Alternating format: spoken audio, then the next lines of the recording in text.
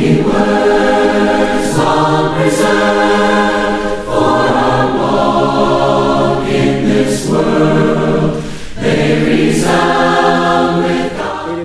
the Lord be with you. You are learning with Patrick.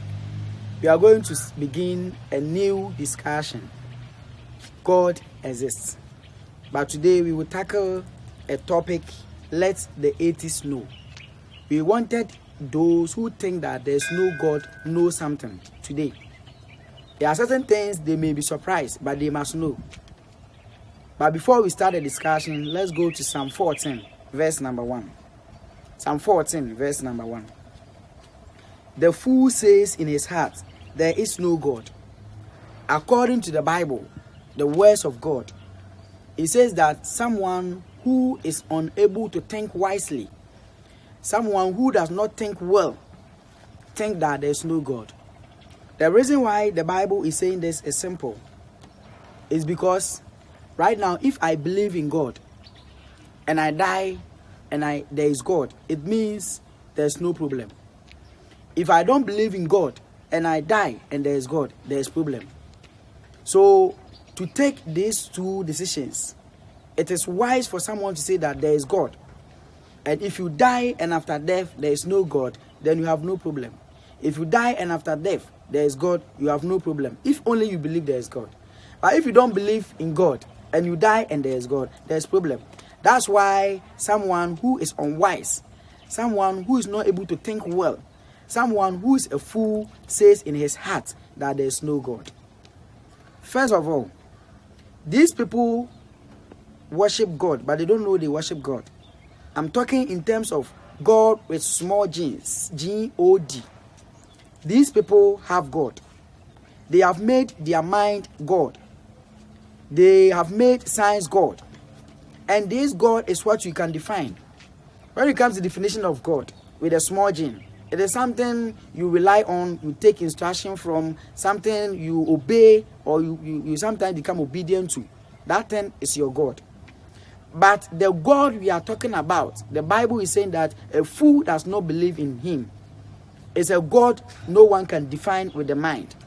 It's a God no one can define with common sense. It's a God science cannot define it in the lab.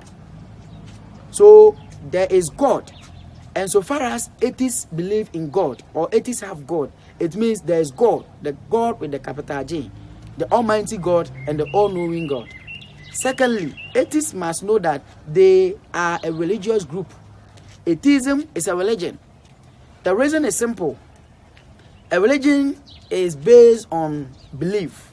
So if you believe in your mind, if you believe in common sense, if you believe in science, then those things become your God. Your mind can be your God. Therefore, they have God and they are in a religion.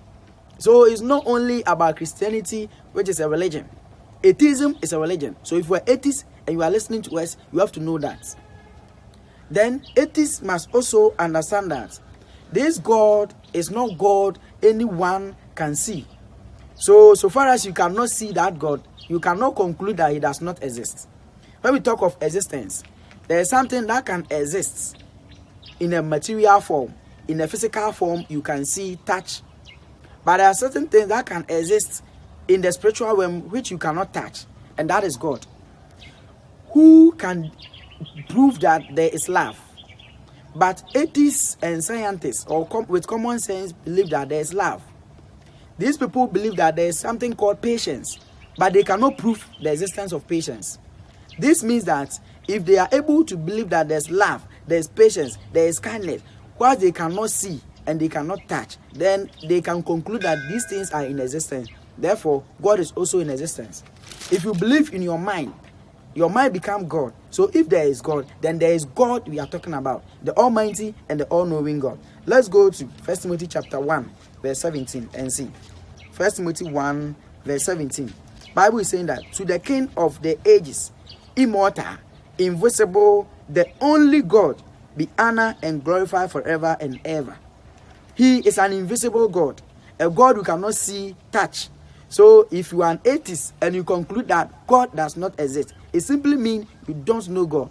And if you have God you worship, which is the small g, then the Almighty One, who is king over all gods, is also existing. I'll end here with the greetings. We will meet to discuss it.